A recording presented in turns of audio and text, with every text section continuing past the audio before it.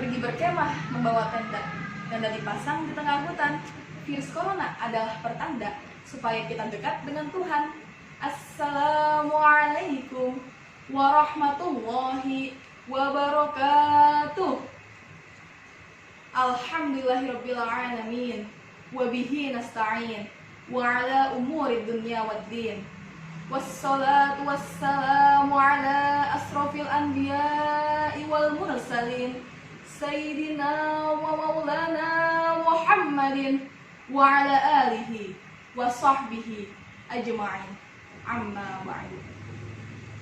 Segala puja dan puji syukur kehadirat Allah Subhanahu wa ta'ala yang telah memberikan kita nikmat iman, sehat, sehingga kita masih hidup sampai saat ini. Insya Allah ya, ada waktu untuk kita bertaubat kepada Allah Subhanahu wa ta'ala.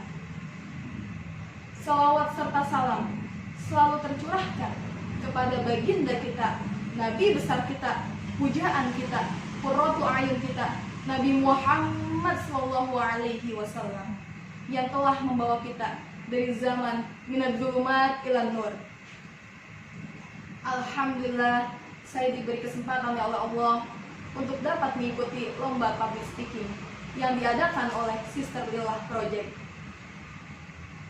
Insya Allah saya akan menyampaikan kultum yang bertemakan hikmah di balik wabah corona. Dunia ini cirinya al-makanul musibah, tempatnya musibah. Jadi kalau kita merasa hidup ini penuh dengan musibah, ujian, cobaan, yang memang ini tempatnya, kita sadar bahwa kita sedang berada di bulan Ramadan. Dan saat ini juga kita sedang berada di 10 terakhir bulan Ramadan, yang mana telah disebutkan pada surat Al-Qadar ayat 2-3, ayat 1-2. Inna anzalnahu fi lailatul qadar wa ma adraka ma lailatul qadar. Yang artinya, apakah itu malam Lailatul Qadar? Malam Lailatul Qadar itu adalah malam yang lebih baik daripada 1000 bulan. Maka dari itu kita dianjurkan untuk mencari kemuliaan dari malam Lailatul Qadar itu di malam-malam ganjil. Karena Allah menyukai angka-angka yang ganjil. Dan riset menyatakan 200 negara termasuk Indonesia terkena wabah virus corona. Sehingga yang kita rasakan saat ini, Ramadan tahun ini, berbeda dengan tahun-tahun sebelumnya. Sejumlah aktivitas yang berlangsung dengan semarak berbeda, tampak berbeda dari tahun-tahun sebelumnya. Yang biasanya orang-orang berbondong-bondong untuk sholat taraweh, yang biasanya itu seorang bapak, ibu, anaknya itu bareng-bareng itu sholat taraweh sama keluarganya dengan riang gembira karena menyambut bulan Ramadan ini. Dan biasanya juga anak-anak kecil dengan teman-temannya dengan riang gembira berangkat untuk sholat taraweh, iktikaf di masjid. Tapi apa? Tahun sekarang berbeda Ramadan tahun sekarang dengan tahun-tahun sebelumnya. Yang menyebabkan ini apa? Karena ada sesuatu yang membuat kita was-was, sehingga ada pada tingkatan tertentu yang membuat kita khawatir dan takut. Sebenarnya kita nggak harus takut, enggak. Kita nggak harus khawatir, enggak. Kita nggak harus panik, enggak. Karena yang membuat orang-orang takut adalah kematian ketika terkena wabah corona itu. Bukankah kematian itu setiap yang bernyawa itu pasti akan merasakan mati? Kullu nafsin dha'iqatul maut. Setiap yang bernyawa akan merasakan kematian. Orang beriman itu enggak takut, enggak panik, enggak khawatir kalau ajal menjemput. Justru orang beriman itu yang membuat persiapan-persiapan terbaik ketika ajal menjemputnya.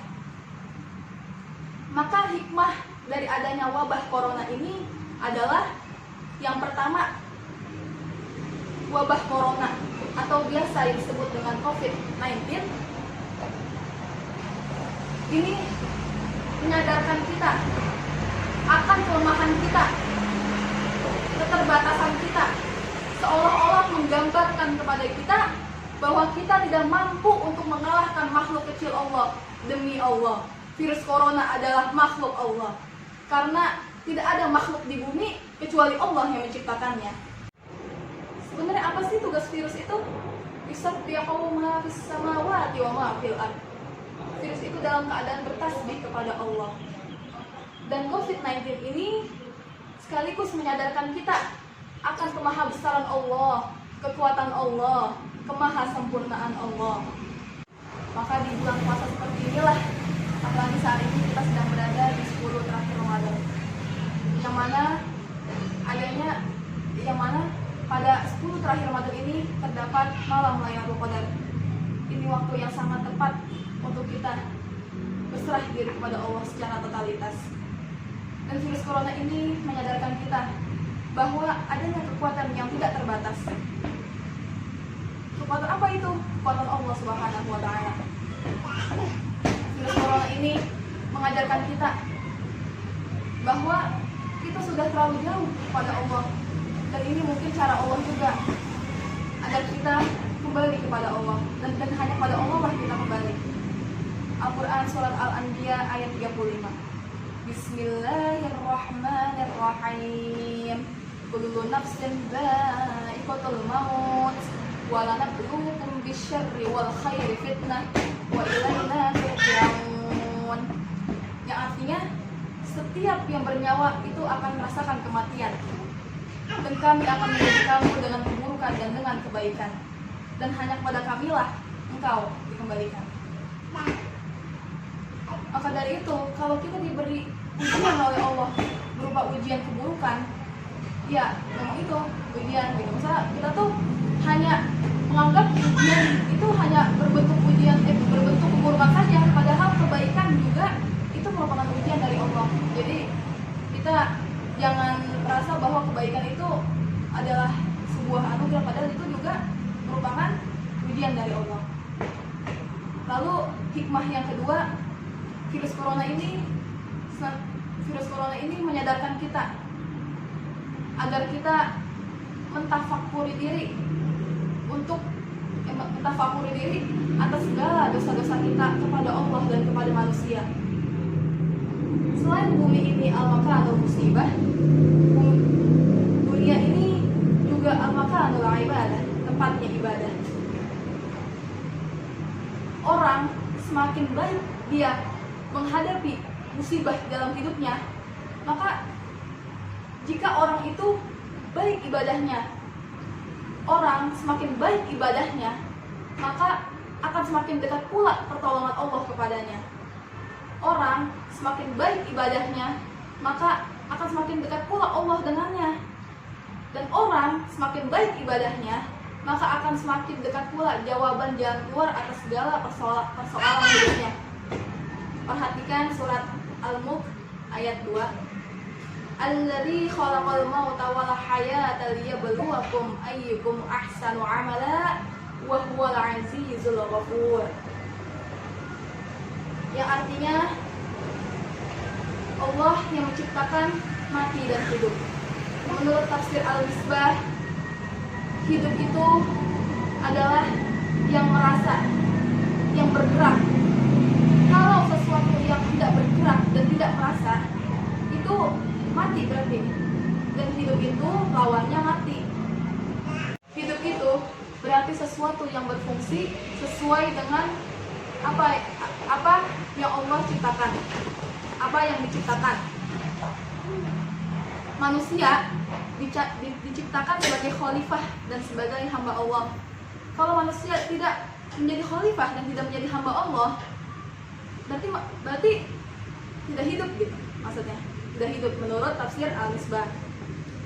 Dan yang perlu ditekankan dalam ayat ini adalah jangan mengira orang yang mati itu dia sudah tidak ada. Mungkin orang yang mati itu dia tidak ada di bumi, namun dia ada di alam lain. Lalu mengapa diawali dengan al-mauta?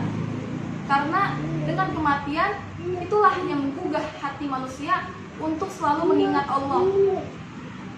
Karena kalau orang itu lupa Allah, kalau orang itu lupa mati, berarti orang itu lupa Allah. Liyabluwakum, untuk menguji kamu. Ujian dari Allah itu berupa dua, kebaikan dan keburukan. Dan contohnya seperti kemiskinan, kekayaan, bahagia, sedih, gitu, dan lain-lain. Liyabluwakum ayyukum ahsanu amala, ayyukum ahsanu amala, yang paling baik amalnya.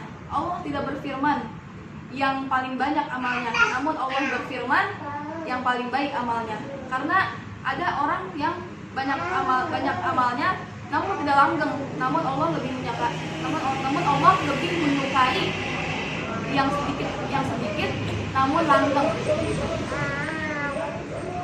Lalu hikmah yang ketiga adalah, kalau biasanya kita sering beraktivitas di luar sehingga kita jarang untuk berada di rumah, ini waktunya sangat tepat untuk kita quality time dengan keluarga.